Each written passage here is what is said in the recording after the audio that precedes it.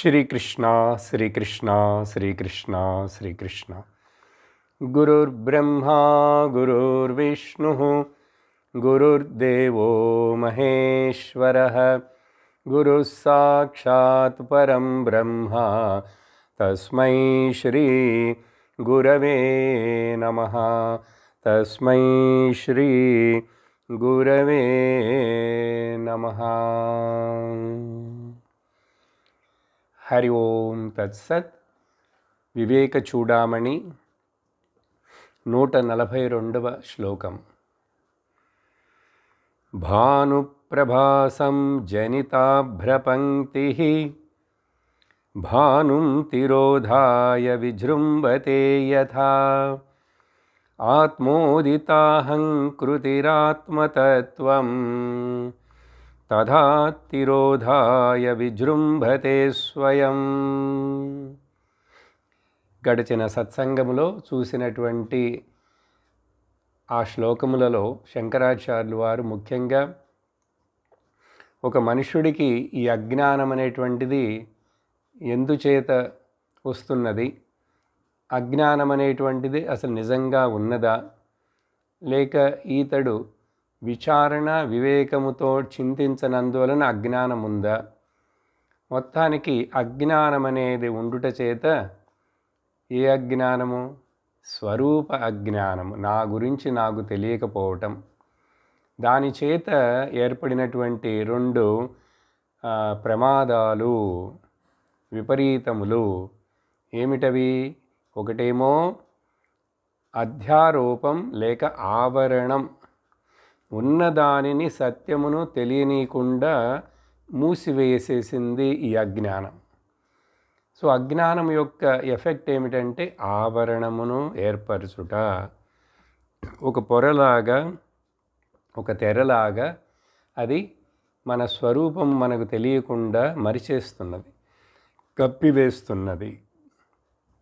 ఆ తర్వాత సరి కప్పివేసి తెలియకుండా చేసినందువలన మాత్రమే కాదు, ఆ తర్వాత దాని వలన వచ్చేటువంటి సైడ్ ఎఫెక్ట్స్ ఉన్నాయే అవి చాలా ఘోరమైనవి, చాలా ప్రమాదకరమైనవి. దేనివలన? ఆవరణము చేత విక్షేపం ఏర్పడుతుంది. విక్షేపం అంటే అనేక రకాలైనటువంటి తప్పుటి ఆలోచనలు, తప్పు భావాలు, రాంగ్ నోషన్స్ అంటారు.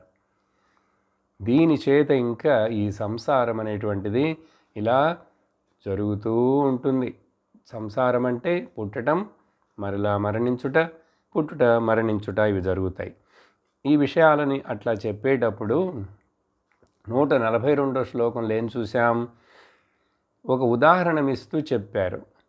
అసలు నిజంగా ఈ జీవుడు, ఈ అహంకారం అనేటువంటిది సత్యము కాకపోయినా కూడా, అది ప్రతిబింబమే అయినా కూడా, ఆ ప్రతిబింబము సత్యము అనుకున్నట్లుగా సత్యముగా, అది నిజముగా ప్రవర్తిస్తున్నది. దాని చేత ప్రతిబింబము తెలియకుండా అయిపోతున్నది. ఉదాహరణ ఏమిస్తున్నారు ఇక్కడంటే, సూర్యుడి చేత నిర్మాణమైనటువంటి మేఘములు. ఈ విషయాన్ని వివరించాను పోయిన సత్సంగంలో. సూర్యుడు యొక్క వేడి చేత సముద్రంలో అక్కడ ఇక్కడ ఉన్నటువంటి ఆ నీళ్ళన్నీ కూడా ఆవిరై ఆకాశంలోకి వెళ్ళి ఏర్పడినటువంటి ఆ మేఘాల యొక్క వరుసలు ఉన్నాయి చూసారా? అవన్నీ ఏం చేస్తాయి? బాగా దట్టముగా ఒక చోట కూడుకున్నప్పుడు నా దృష్టికి ఆ సూర్యుడిని కనపడనీయకుండా అవి ఆ సూర్యుడినే తెరవేసినట్లు మరిచేస్తాయి, కప్పివేస్తాయి. అదేవిధంగా ఆత్మ నుండియే, అంటే బింబమైనటువంటి ఒరిజినల్ ఆత్మ నుండియే ఉద్భవించినటువంటి కనపడినటువంటి ఈ ప్రతిబింబము లేక అహంకారము లేక జీవభావన, చిదాభాసము, ఇది ఆత్మచేత ఉదయించినప్పటికి కూడా ఆత్మ అనేది బింబం. బింబం లేకుండా ప్రతిబింబం రాదు కదా. కానీ ఇది పుట్టిన తర్వాత ఏం చేస్తున్నది? అహంకారం ఆత్మని తెలియనీయకుండా కవర్ చేస్తున్నది ఆ మేఘములులాగా అని ఒక సులభమైన ఉదాహరణ ఇచ్చారు. కానీ నిజంగా ఆలోచిస్తే మేఘములు కానీ, రాహు గ్రహము కానీ, మరొక గ్రహము కానీ సూర్యుడిని కవర్ చేయగలవా? సూర్యుడు ఎంతో పెద్దగా ఉన్నాడు, ఎంతో దూరంగా ఉన్నాడు. అలాంటప్పుడు ఎలా కవర్ చేస్తుంది? అదేవిధంగా ఆత్మని ఎలా కవర్ చేస్తుంది ఈ అనాత్మ అయినటువంటి ప్రతిబింబమైనటువంటి ఈ జీవ ఆర్ అహంకార? చేయలేదు, కానీ చేస్తున్నది. అలా చేసిన తర్వాత ఇప్పుడు ఆ విక్షేపము చేత రకరకాలైనటువంటి ఇంకా భావాలు, రాంగ్ నోషన్స్ ఏర్పడతాయని చెప్పాం కదా. అప్పుడు 143వ శ్లోకంలో ఎలా ఇది ఆవరించి ఏం చేస్తుంది, దీనివలన ఏమవుతాయి, ఇంకా 144లో ఈ విషయాన్ని చెప్తున్నారు. The powers of this wheeling and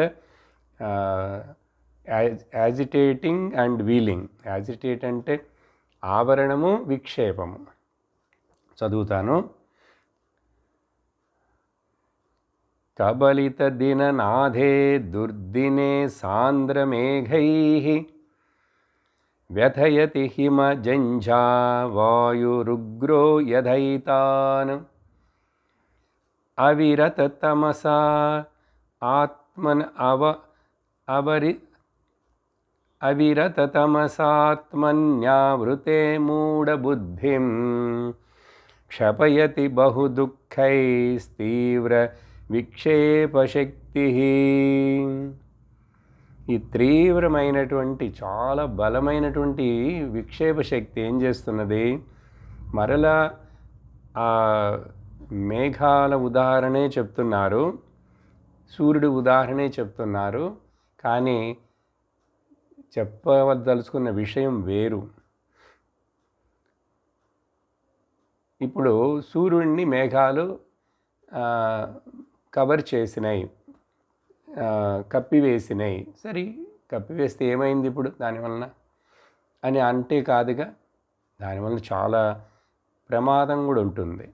ఎక్కువ రోజులు ఈ తుఫానుల్లాంటి వచ్చినప్పుడు ఆ మేఘాలు బాగా దట్టంగా ఆకాశంలో ఆవరించినప్పుడు 3 రోజులు, 4 రోజులు, 5 రోజులు కూడా ఇంకా పగలైనా కూడా చీకటిగానే ఉంటుంది. లైట్ పెట్టుకోవాలి ఇంట్లో. ఎన్ని తుఫాన్లు చూసాం మనం ఆంధ్రాలో.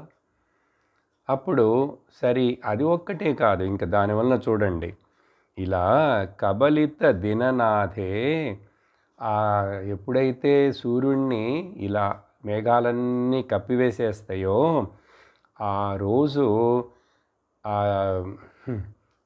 దుర్దినం అంటున్నారు, బ్యాడ్ డే. ఎందువలన?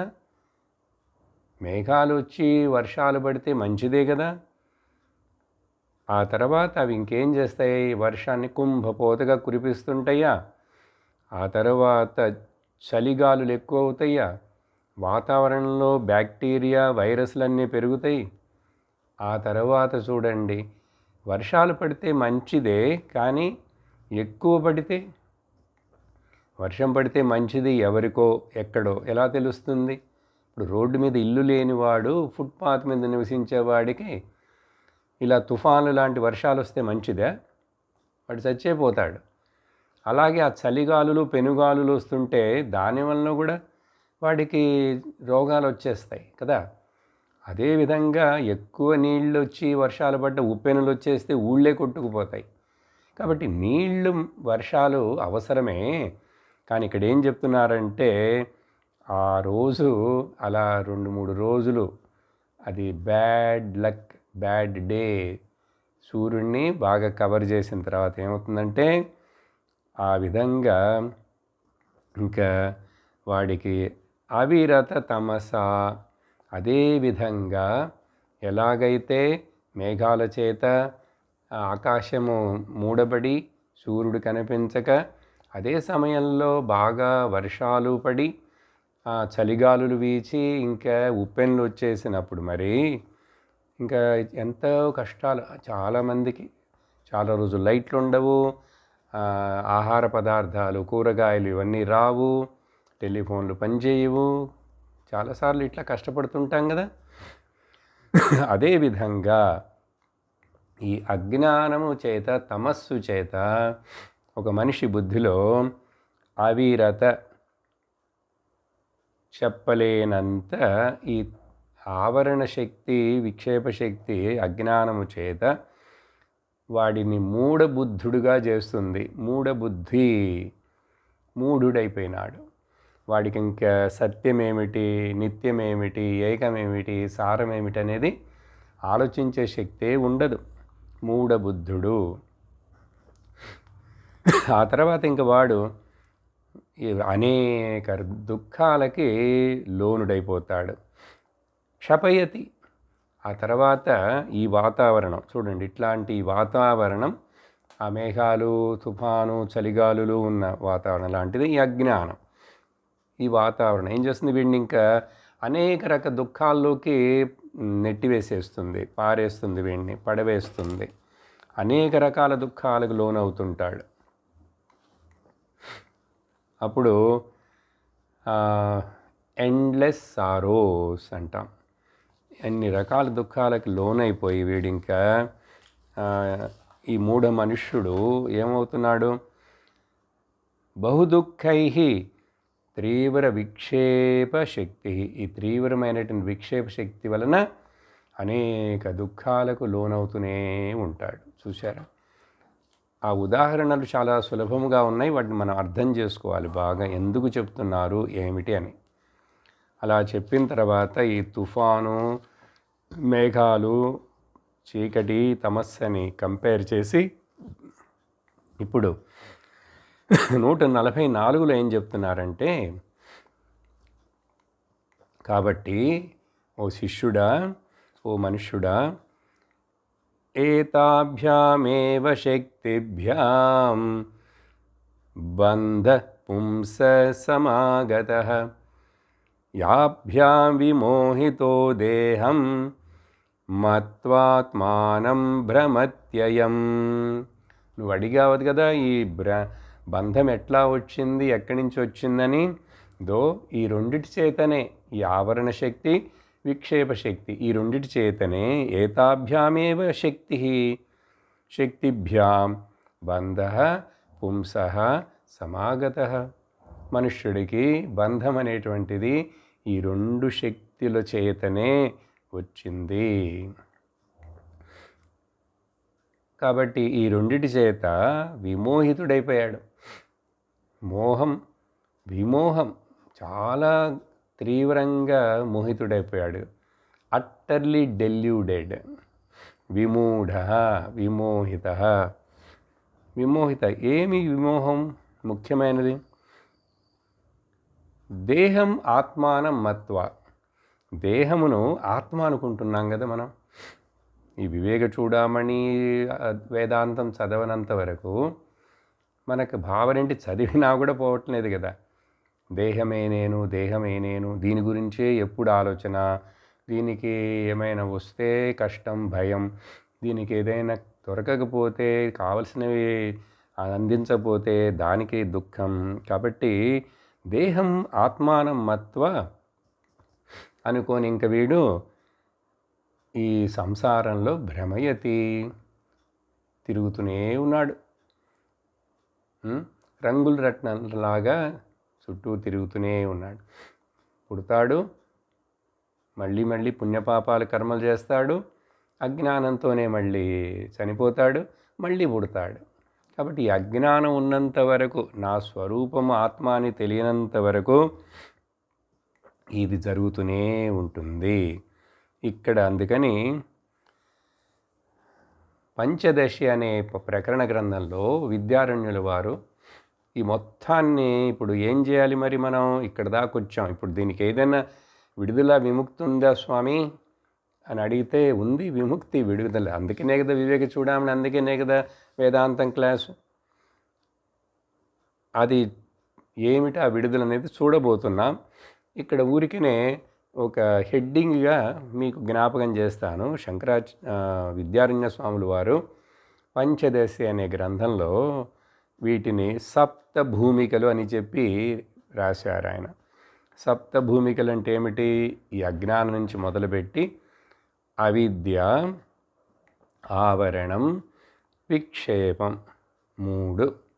ఇప్పుడు ఇక్కడి నుంచి మనం తెలుసుకున్నాం, ఈ 3 ఉన్నాయని గురువు ద్వారా శాస్త్రం విని తెలుసుకున్నాం. ఇప్పుడు బయటపడటానికి మొదట ఏం చేయాలి?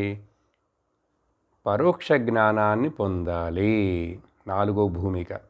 పరోక్ష జ్ఞానం అంటే గురువు గారు చెప్తున్నారు, వింటున్నాను, కొన్ని అర్థమవుతున్నాయి, కొన్ని అర్థం కాలేదు, ఇంకా నాకు డైరెక్ట్గా స్వానుభవంగా నాకు ఇంకా బాగా బుద్ధిలో తెలియటం లేదు, ఇంకా సందేహాలు ఉంటున్నాయి, కానీ విన్నాను. ఇదంతా పరోక్ష జ్ఞానం. శాస్త్రంలో ఉన్నాయి పదాలు, వాక్యాలు, గురువు నోట్లో ఉన్నాయి, గురువు చెప్పారు, అవి నా చెవులో పడ్డా కూడా. సో మొదల్లో చెవుల్లో పడాలి. చెవుల్లో పడాలంటే నేను వినాలి కదా. మరి శ్రవణానికి వెళితే, సత్సంగానికి వెళితే చెవుల్లో పడతాయి. అలా ఆ విషయం మొదలు ఇండైరెక్ట్గా నాకు తెలిసింది. ఓ, ఆత్మ అనేది ఒకటి ఉందా, ఇది జీవాత్మ అనేది సత్యము కాదా, బింబము సత్యమా, ప్రతిబింబం సత్యము కాదు అని చెప్పి నాకు అజ్ఞానం చేత ఇదంతా ఏర్పడిందని విన్నాం. దీన్ని పరోక్ష అనుభూతి, అది పరోక్ష జ్ఞానం.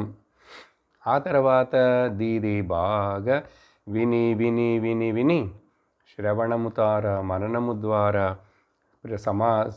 సందేహాలన్నీ మనసులో నుంచి తొలగిపోయి ఇంకా నేను ఆత్మను, అహం బ్రహ్మాస్మి అనే నిశ్చయమైనటువంటి ఒక జ్ఞానస్థితి రావటం అపరోక్షానుభూతి లేక అపరోక్ష జ్ఞానం. సరే, అది వస్తే ఏమిటి ప్రయోజనం? ప్రయోజనమా? దానికోసం ఈ చదువు అంతా. దుఃఖ నివృత్తి 5వ భూమిక. దుఃఖం అనేది నీకు ఉండదు, ఇంక పోతుంది. దుఃఖమంతా శరీరానికి కదా, దుఃఖమంతా మనస్సుకు కదా. నేను మనస్సుని కాదు, శరీరముని కాదని చెప్పేశావుగా, తెలుసుకున్నావు కదా, ఇంక నీకేంటి బాధ? దుఃఖం నివృత్తి అయిపోతుంది. సరే, దుఃఖం పోయింది, ఇంకా బ్లాంక్గా వేకెంట్గా ఉంటుందా? కాదు, ఆనంద ప్రాప్తి. అప్పుడు మోక్షం వచ్చినట్లు. చూసారా, మొత్తం 7 సప్తభూమికలు. ఏం చెప్పాం? మొదట అవిద్యలో ఉన్నాం, దాని వలన ఆవరణ ఏర్పడింది, దాని వలన విక్షేపం ఏర్పడింది. ఇప్పుడు సత్సంగానికి వచ్చి గురువుని ఆశ్రయించి వివేక చూడామణి చదివి భగవద్గీత విని ఇవన్నీ చేసి ఇప్పుడు మొదట తెలుసుకుంటున్నాను, కొంచెం కొంచెం ఒప్పుకుంటున్నాను, వేరే ఏదో సత్యం అనేది ఉందిట, దుఃఖం లేని స్థితి ఏదో ఉందిట, మోక్షం అనేది ఏదో ఉందిట అని తెలుసుకొని వింటున్నానే, అది అపరోక్షానుభూతి. ఇది నాకు సత్యము, నాకు నిజము కావాలి. ఇవేవో పుస్తకాల్లో చెప్పే మాటలు కాదు, నా యొక్క డైరెక్ట్ ఎక్స్పీరియన్స్ అయితే అపరోక్షానుభూతి. దాని చేత ఏంటి నాకు ఇప్పుడు? ఆత్యంతిక దుఃఖ నివృత్తి అండ్ నిరంకుశ తృప్తి అండ్ ఆనంద ప్రాప్తి. ఇది జస్ట్ ఇదే మన యొక్క ఇప్పుడు మన యొక్క ప్రాజెక్ట్ అంతా ఇదే. ఇప్పుడు మనం ఎక్కడున్నాం? పరోక్ష జ్ఞానంలో ఉన్నాం. ఇది వినంగా ఇంకా వినంగా ఎంతకాలం వినాలి, ఏది వినాలనేది గురువుగారు చెప్తారు. నువ్వు శ్రద్ధతోటి, ఓపికతోటి వింటూనే ఉండాలి. దీనికి ఒక టైం లిమిట్ అట్లా పెట్టకూడదు. ఒక్కొక్కళ్ళ కాలం పడుతుంది, ఎంతెంత కాలం అని. ఎందుకంటే నీలో ఎన్ని వాసనలు ఉన్నాయో, ఎన్ని తప్పుటి భావాలు ఉన్నాయో అవన్నీ పోవాలి కదా చాలా కాలంగా. ఇది ఎట్లాగంటే ప్రయత్నంతో ఇది చేసుకోవాలి. దీనికి సుభాషితం చెప్పబడ్డది. ఎట్లాగంటే తండులస్య యథా చర్మ యథా తామ్రస్య కాళిమా నశ్యతి క్రియయా పుత్ర ఉద్యమవాన్ భవ. ప్రయత్నం చేసేవాడిగా అవు మొదట. ఉద్యమవాన్ ఎస్, నేను దీన్ని ప్రయత్నం చేస్తాను, తెలుసుకుంటాను, వింటాను, నేను దీన్ని నా సాక్షాత్తుగా నా అనుభవానికి తెచ్చుకుంటానని ఉద్యమవాన్ భవ. హే పుత్ర, పుత్ర అంటే శిష్య, వినేవాళ్ళు ఎవరైనా సరే, ఎలాగైతే ఒక మొక్కజొన్న కండె ఉన్నదండి, ఆ మొక్కజొన్న కండె లోపల ఉన్నటువంటి మొక్కజొన్నలు అవి మనకు దొరకాలి, వాటిని తీసుకోవాలి, ఉడకబెట్టుకోవాలి, లేక వేయించుకోవాలి, తినాలంటే పైన ఉన్నటువంటి ఆ పొరలన్నిటిని తీయాలా లేదా? తీయకుండా అవి అసలు ఉన్నవనే కనపడవు, అవి మన చేతికి రావు. అవన్నీ తీసిన తర్వాత వాటిని తీసుకుంటాం. అలాగా అదే మాదిరి ఒక రాగి చెంబు ఉందండి ఇంట్లో. దేవుడికి పూజకి చాలా రాగి సామాన్లు, ఇత్తడి సామాన్లు పెట్టుకుంటాం కదా.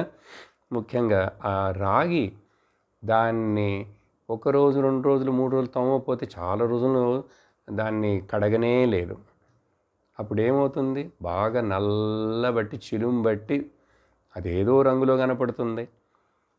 ఆ యొక్క నలుపు రంగు, చిలుము రంగు ఎట్లా పోతుంది?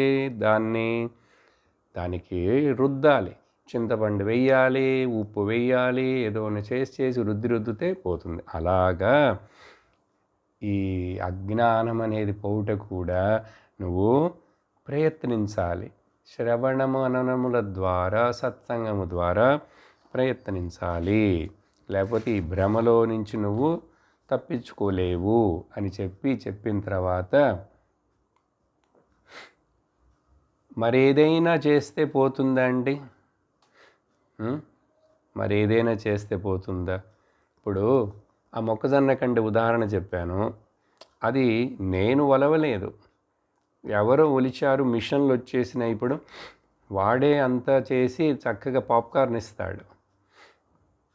నేనేం చేయలేదుగా, నేను తింటున్నాను. లేక ఈ చెంబు నా బదులు మా పనమ్మాయి కడిగి పెడుతుంది. దానికి కూడా పాత్రలు కడిగేందుకు కూడా మిషన్లు వచ్చినాయి. ఇలా ఆ ఉదాహరణ చెప్పింది ఇంకా ఇక్కడ పూర్తిగా దాన్ని 100% అట్లా తీసుకోలేం. అందుకని నువ్వు ఒకవేళ అట్లా అనుకుంటావేమో, ఎవరైనా చేసి పెడతారు, అనేక రకాల మార్గాలు ఉన్నాయి. చింతపండు లేకపోతే ఉప్పుతోడు కూడా కడగచ్చు, లేకపోతే ఇంకేదైనా పులుపు వస్తువు అట్లాంటిది ఇప్పుడంతా కూడా ఏమొచ్చినాయి కదా, మెటల్ని కడగటానికి అసలు పౌడర్స్ అన్నీ వచ్చినాయి కదా. అందుకని అట్లాంటివి ఏమైనా చేయొచ్చా? యాసిడ్ వేసి కూడా కడగచ్చు, ఏవేవో ఉన్నాయి ప్రొసెస్, మిషన్లు కూడా ఉన్నాయి. అట్లా అనుకోకు, ఇది ఎవరో చేసేది కాదు, దేనితోనో చేసేది కాదు. అందుకని ఇక్కడ ఈ బాండేజ్ అనేటువంటిది ఇది ఎక్కడ వస్తున్నదంటే, ఎట్లా వస్తున్నదంటే నీ యొక్క కర్మల చేతనే ఇది అసలు ఏర్పడుతున్నది బాబు. కాబట్టి ఇప్పుడు ఇక్కడ 145లో అండ్ 146లో ఈ సంసారము, ఈ జన్మ, నీ శరీరము, ఇవన్నిటిని, కర్మను అన్నిటినీ కలిపి ఒక వృక్షముతోటి పోలుస్తూ చక్కటి ఒక సిమిలి ఇస్తున్నారు, ఉదాహరణ. ఈ వృక్ష కల్పన అనేటువంటిది శాస్త్రంలో చాలా ముఖ్యమైన ఉదాహరణ. చదువుతాను మొదట. బీజం సంసృతి భూమిజస్య తు తమః దేహాత్మధీరంకురః రాగః పల్లవమంబు కర్మ తు వపుః స్కందోత్సవః శాఖికాః అగ్రణీంద్రియ సంహితశ్చ విషయాః పుష్పాణి దుఃఖం ఫలం నానాకర్మసముద్భవం బహువిధం భోక్తాత్ర జీవః ఖగః.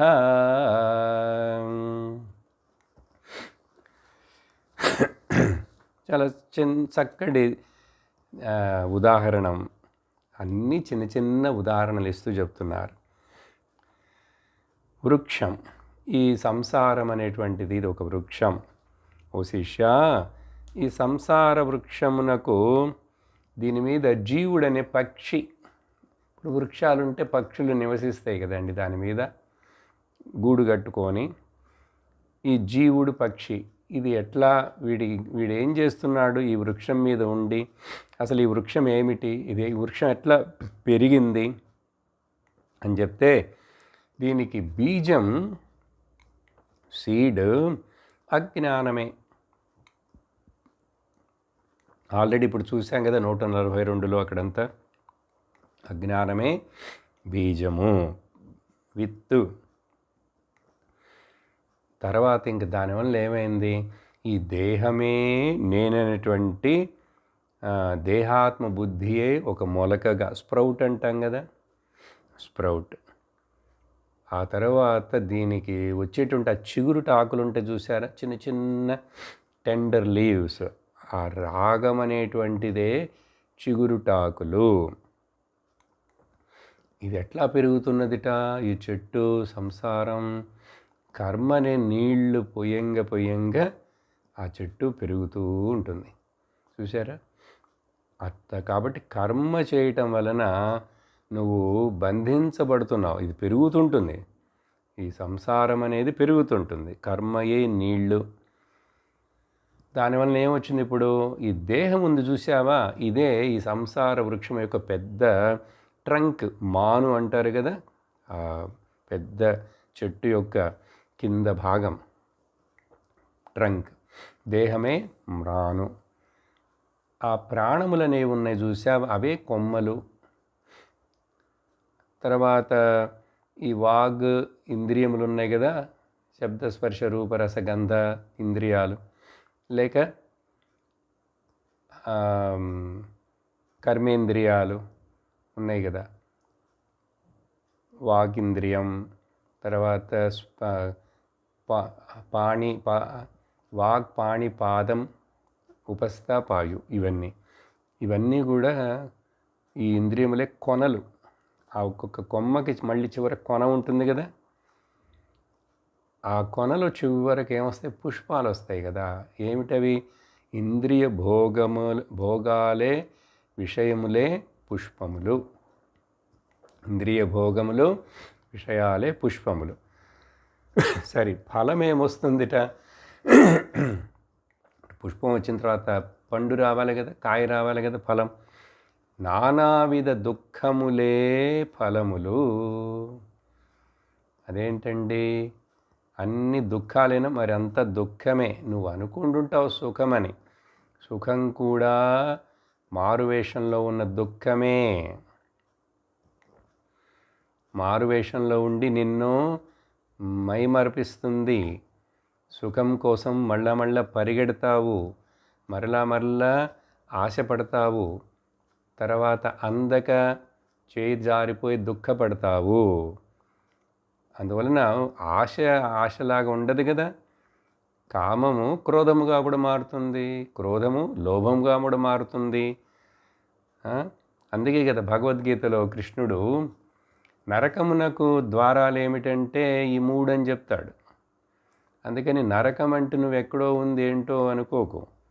చెప్పాను ఇంతకుముందు, ఈ ఊర్లోని ఇక్కడే ఈ హాస్పిటళ్ళలో చూసే ఎమర్జెన్సీ వార్డులు, క్యాజువాలిటీ వార్డులు, బర్నింగ్ వార్డులు, లేబర్ వార్డు, ఇవన్నీ ఏంటండి ఒక రకమైన నరకాలే. లేక ఒకవేళ సుఖం అనేదని అంటే ఈ మధ్యలో వీడు ఏదో స్విట్జర్లాండ్ వెళ్ళాను, పెద్ద లగ్జరియస్ హోటల్లో ఉన్నాను, బాగా తాగాను, అనుభవించాను అంటాడు. ఇక్కడే అన్నీ జరుగుతున్నాయి. సో స్వర్గ నరకాలు సుఖ దుఃఖాలన్నీ ఇక్కడే.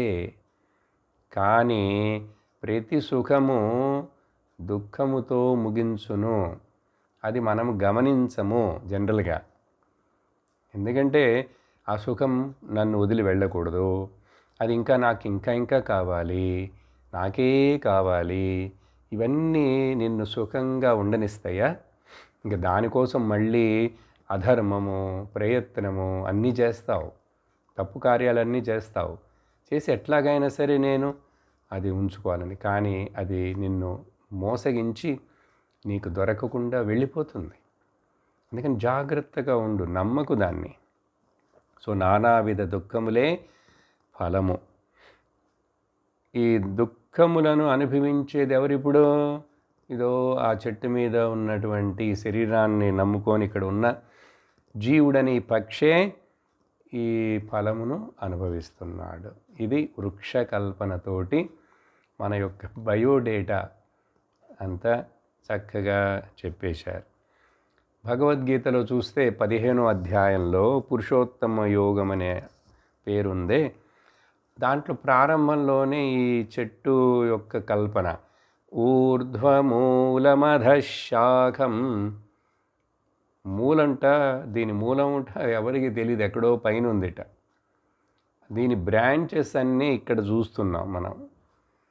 అందుకని చెట్టు కూడా ఒక రకంగా ఈ తల్లకిందులుగా ఉన్న చెట్టు అని, లేక చెట్టును కూడా దాని వేర్లని బయటికి ఎవరు చూడలేం కదా, జనరల్గా లోపలికి ఉంటాయి.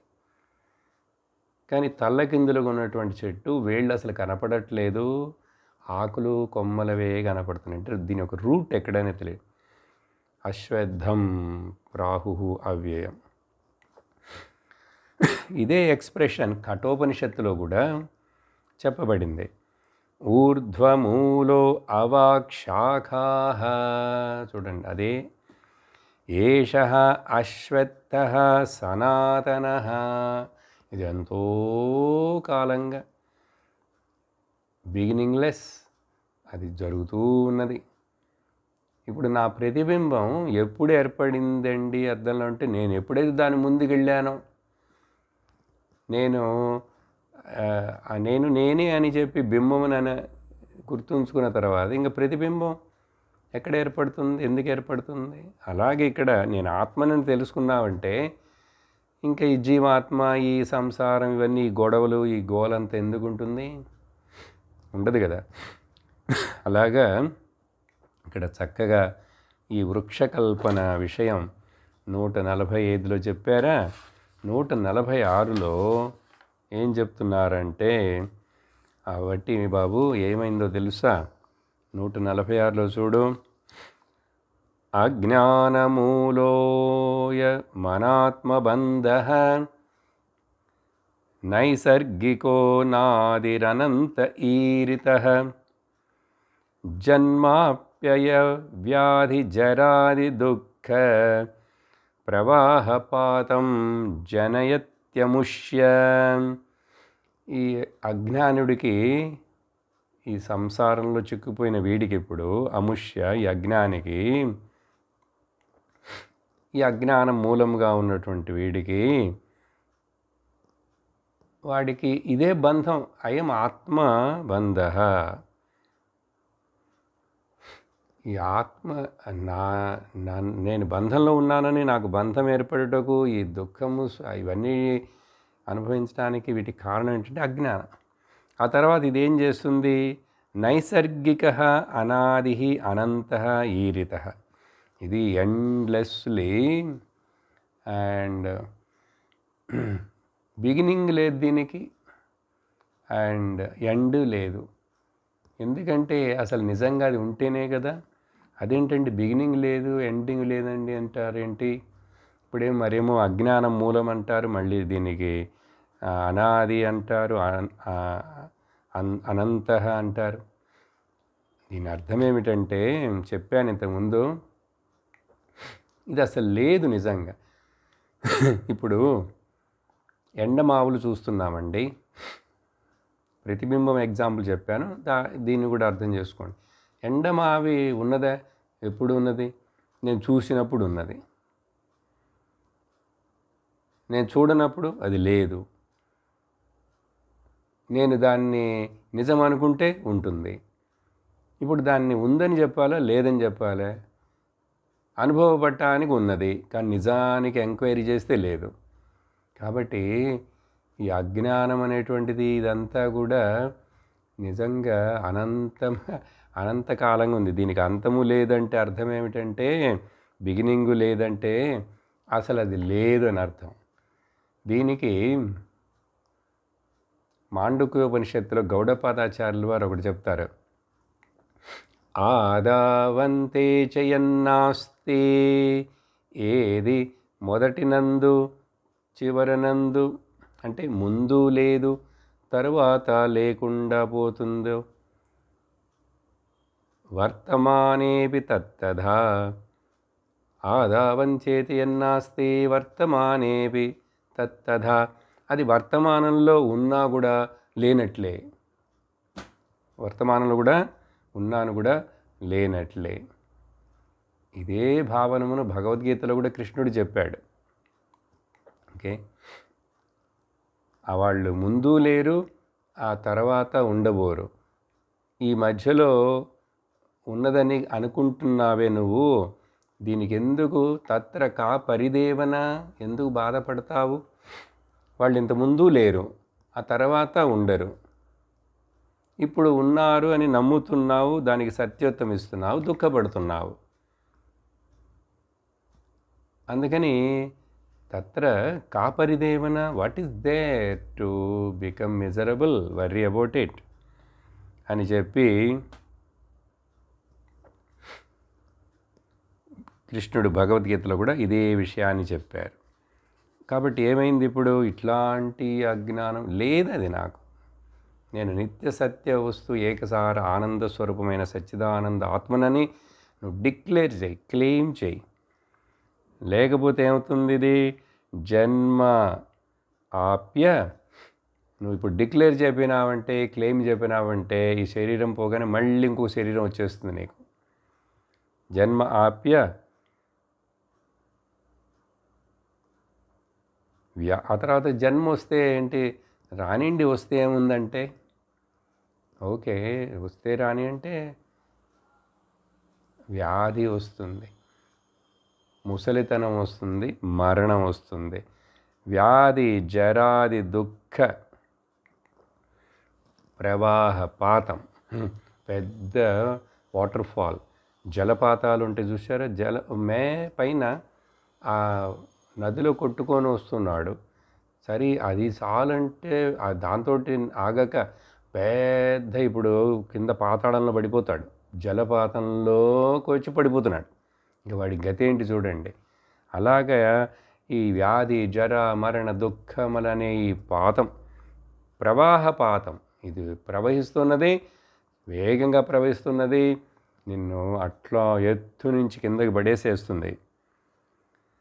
వీడికి, ఈ అజ్ఞానికి ఇది ఏర్పడుతున్నది అని చెప్పి, సరే మొత్తం చెప్పిందంతా కంక్లూషన్గా చెప్పాను. అవిద్యా కారణం.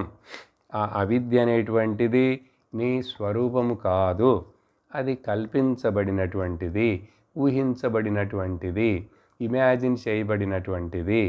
కాబట్టి ఇప్పుడు దాంట్లో నుంచి నువ్వు బయటికి వచ్చి గుర్తించి తెలుసుకొని నువ్వు సింహ గర్జనం చేయి. అహం బ్రహ్మాస్మి, నిత్యోసి బుద్ధోస్మి, నిరంజనోస్మి, ప్రపంచమాయ పరివర్జితోసి అని నువ్వు సింహ గర్జనం చెయ్యాలి. అందుకే నీకు ఈ బోధన చేస్తున్నాను. అలా చెప్పిన తర్వాత నేను ఇలా వినటం ఇవన్నీ చెయ్యలేనండి. నాకు మనసు నిలకడగా ఉండదు, నాకు కాన్సన్ట్రేషన్ ఉండదు, నాకు చాలా పనులు ఉన్నాయి. నేను వేరే ఏదైనా చేయమంటారా? వేరే ఏదైనా చేస్తాను. ఇప్పుడు గంట సేపు ఇట్లా మీరు చెప్పిన విషయాన్ని మళ్ళీ చెప్తున్నట్లుగా ఉన్నది. శంకరాచార్యులు వారు ఆయనకు ఏం పని లేక ఇన్ని శ్లోకాలు రాశారు, 550 శ్లోకాలు. ఆయనకి పని లేక కాదు బాబు, నీకు అర్థం కావాలంటే ఇంత చెప్పినా అర్థమైందా? ఇంత చెప్పినా ఇప్పుడు వెంటనే డిటాచ్మెంట్ వచ్చిందా? ఇంత చెప్పినా భయం పోయిందా? అందుకని శోకమోహ భయాలు పోవటం and permanent happiness, security, peace రావాలంటే అంత సులభం కాదు. అందుకని తొందరపడకు, ఆత్రపడకు, వేరేదో చేస్తానని చెప్పి మళ్ళా పరిగెత్తకు అని వార్నింగ్ ఇస్తున్నారు.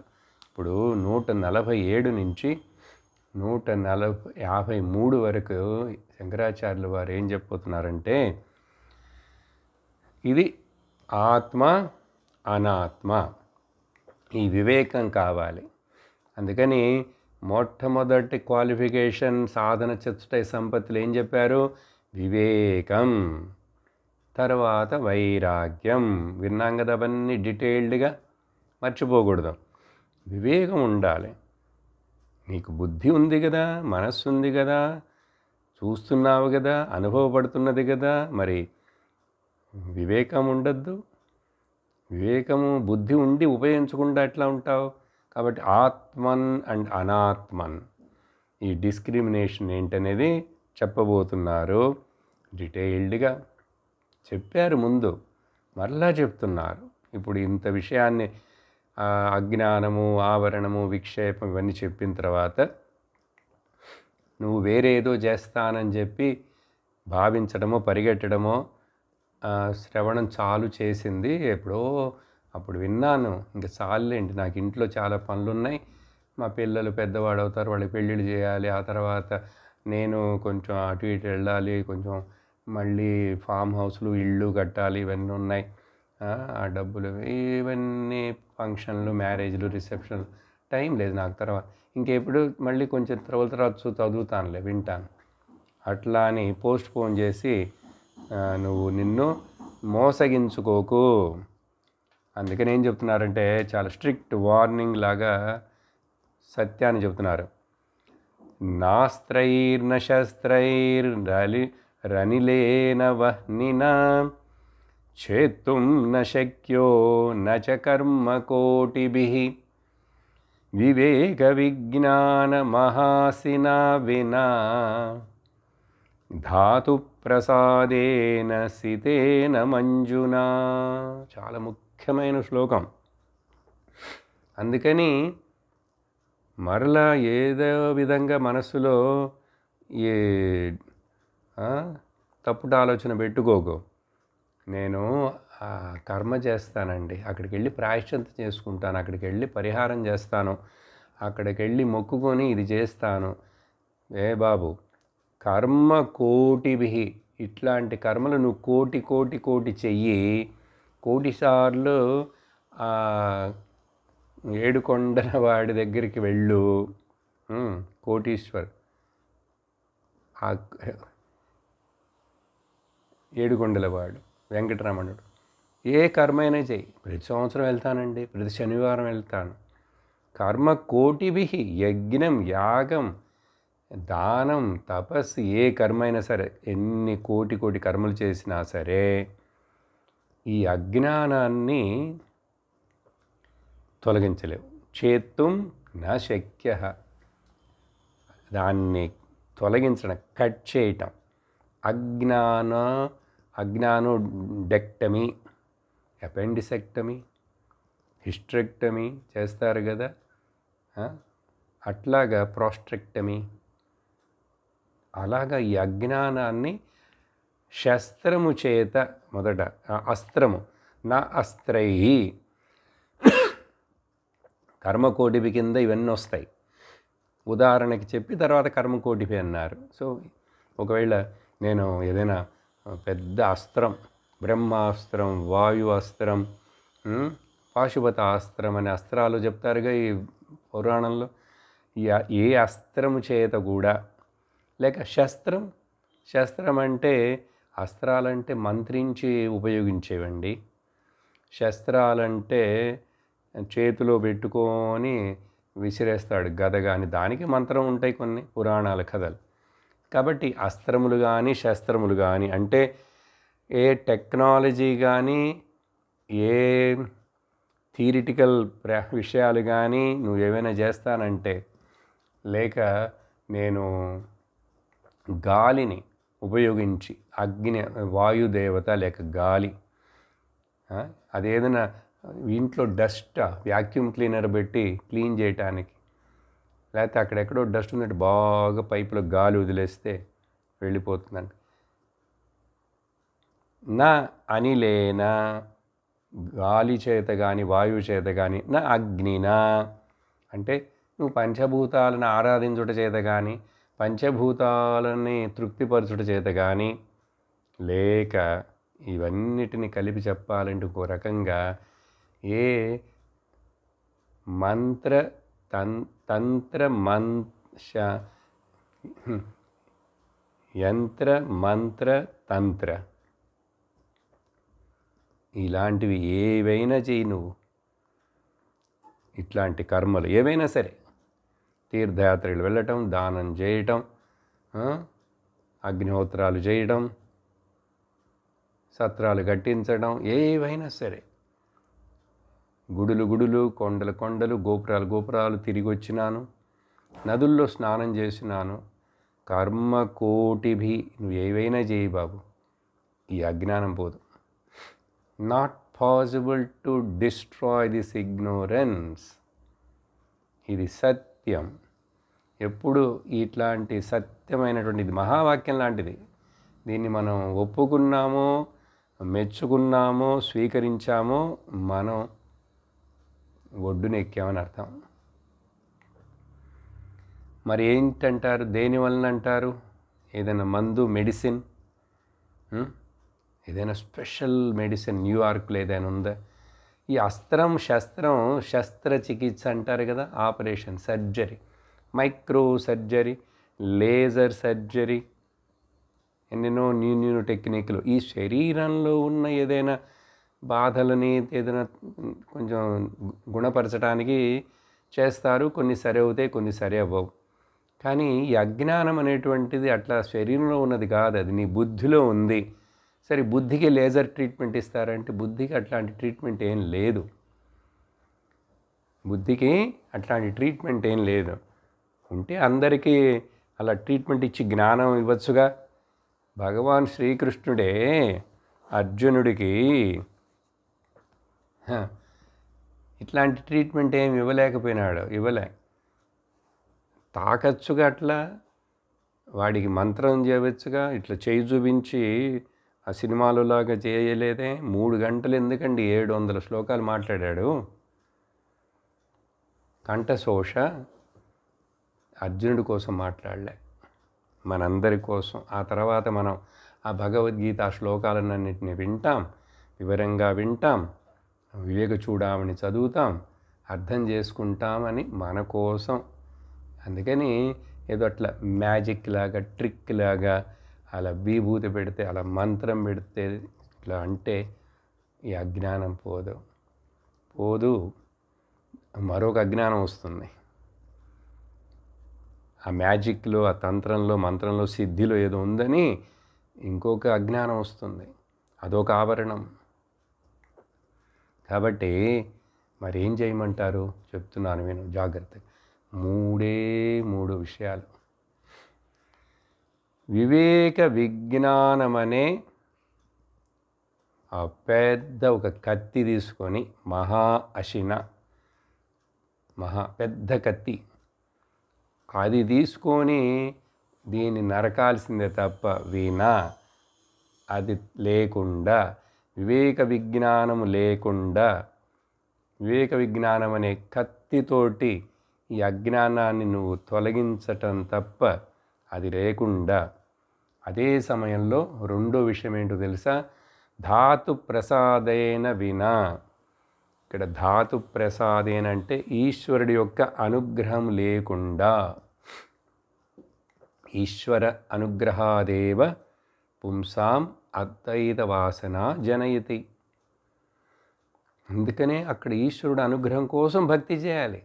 డబ్బుల కోసం, పుణ్యపాపాల కోసం ఇవి పోవాలి, పాపం పోవాలి, అవి కాదు. నాకు అనుగ్రహం చెయ్యి ఓ భగవంతుడ, ఈశ్వర, నన్ను ఈ అజ్ఞాన సంసారం నుంచి గట్టెక్కించని అడగాలి.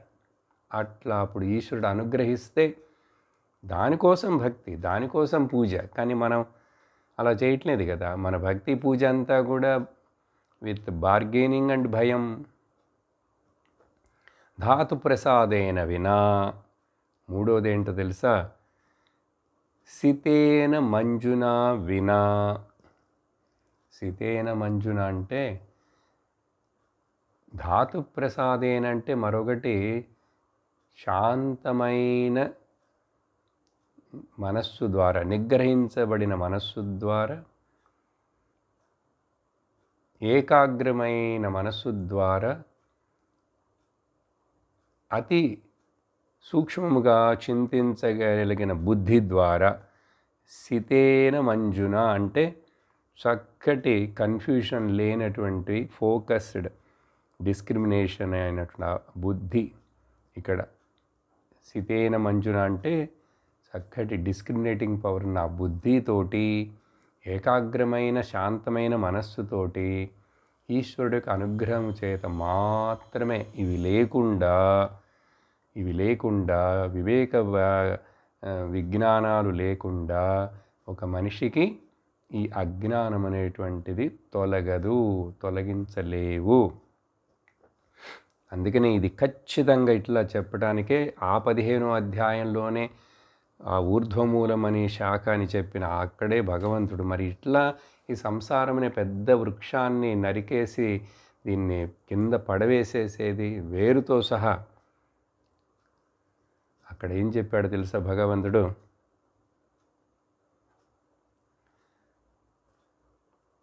అసంగశస్త్రేణ దృఢేన చిత్వా. అసంగం డిటాచ్మెంట్ అనే అస్త్రం తీసుకొని, అసంగశస్త్రేణ శస్త్రం తీసుకొని దృఢేన చిత్వ గట్టిగా నరికేసే, బాగా బాదు. ఇప్పుడు పెద్ద చెట్టును పడేయాలంటే చిన్న చిన్నగా ఇట్లా అట్లా ఆ బట్టర్ నైఫ్ని తీసుకొని ఇట్లా అంటుంటే పడుతుందండి? ఎన్ని సంవత్సరాలు, ఎన్ని జన్మలు పడుతుంది? పెద్ద గొడ్డలి తీసుకోవాలి, పదునైనది తీసుకోవాలి, బాగా లాగి బాదాలి. దృఢేన చిత్వ అలా నరికేసేయి. ఎంతో అసంగం, బి డిటాచ్డ్. ఈ సంసారం అనేది ఉన్నదని దానికి నువ్వు ముఖ్యత్వం ఇవ్వకూడదు, దానికి ఒక స్టేటస్ ఇవ్వకూడదు, దాని వెనక పరిగెట్టకూడదు. అదంతా మిథ్య అని చెప్పేసి నెగెట్ చేసే, కీప్ ఇట్ సైడ్. అసంగశస్త్రేణ దృఢేన చిత్వ. ఇదే మాదిరి శ్రీమద్భాగవత మహాపురాణంలో దేవహూతి కపిలావతారంలో కపిలుడి యొక్క భగవాన్ అవతారం, కపిలదేవునుడి యొక్క అమ్మ దేవహూతి, కర్తమ ప్రజాపతి యొక్క భార్య. ఆ కపిల అవతారం అయిన తర్వాత దేవహూతి గుర్తించింది, ఈ పిల్లవాడు సాధారణుడు కాడు, భగవంతుడే జ్ఞానస్వరూపుడు, జ్ఞాన కళ అవతారం అని చెప్పి తెలుసుకొని ప్రదక్షిణం చేసి నమస్కరించి ప్రార్థిస్తుంది. ఒక శ్లోకం చెప్తాను చూడండి.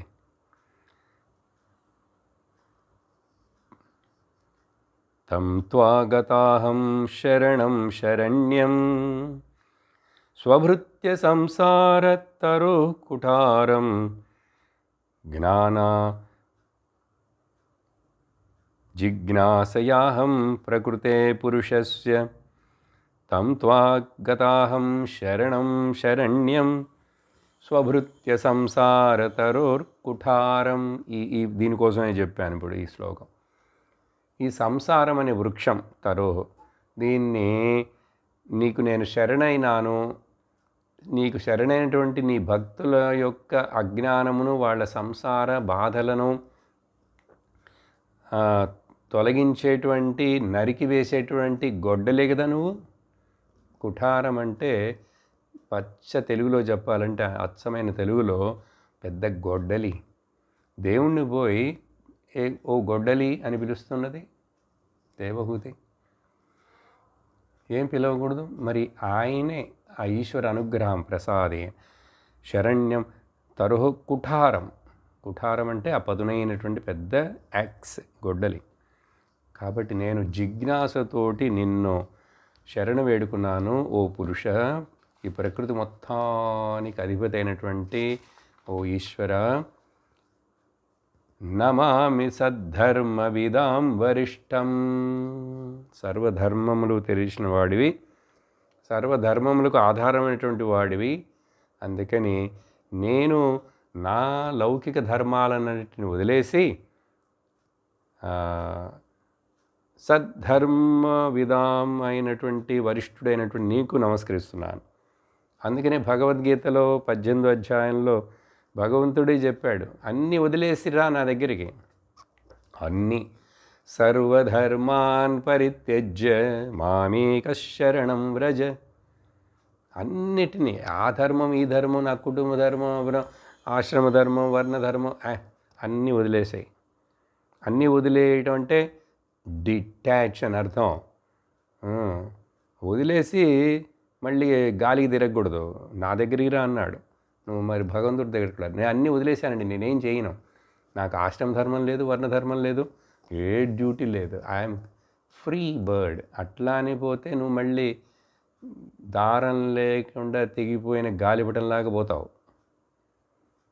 అర్థమైందా? అది ఇలా భాగవతంలో కూడా ఆ వృక్షం తరోహో అసిన అసంగ శస్త్రేణ, చూడండి ఈ పదాలన్నీ అదే విషయాన్ని చెప్తున్నాయి. కాబట్టి 3 ముఖ్యమైనవి చెప్పారు. మళ్ళీ గుర్తు చేస్తున్నాను. వివేక విజ్ఞానాలు ఉండాలండి, పెంచుకోవాలి, వాటిని బాగా పెంచుకోవాలి. ఎలా పెరుగుతాయి? ఇప్పుడు ఇవన్నీ నాకు ఎట్లా వస్తాయి? ఈశ్వర ప్రసాదం ఎట్లా నాకే దొరుకుతుంది? మనస్సు ప్రసాదత ఎట్లా? అండ్ ఏకాగ్రమైన మనసు, బుద్ధి, సూక్ష్మమైన బుద్ధి నాకు ఎట్లా వస్తుంది? శ్రవణం చేస్తూనే ఉండు, భగవంతుడికి నమస్కరిస్తూనే ఉండు. ఆటోమేటిక్గా కాలక్రమంలో గ్యారెంటీగా నీకు ఇవన్నీ వచ్చేస్తాయి. నమ్మి మోసపోడెవరు? దేవుని నమ్మినవాడు, శాస్త్రం నమ్మినవాడు ఎవరు ఇంతవరకు మోసపోలేదు, నష్టపోలేదు. ఇది నువ్వు నమ్మావంటే నువ్వు గట్టెక్కుతావు. అలా చెప్పి మరికొన్ని సూచనలు ఇస్తున్నారు. ఏమిటది? శృతి ప్రమాణైక మతే స్వధర్మ నిష్ఠా తయైవాత్మవిశుద్ధిరస్య విశుద్ధబుద్ధేః పరమాత్మవేదనం తేనైవ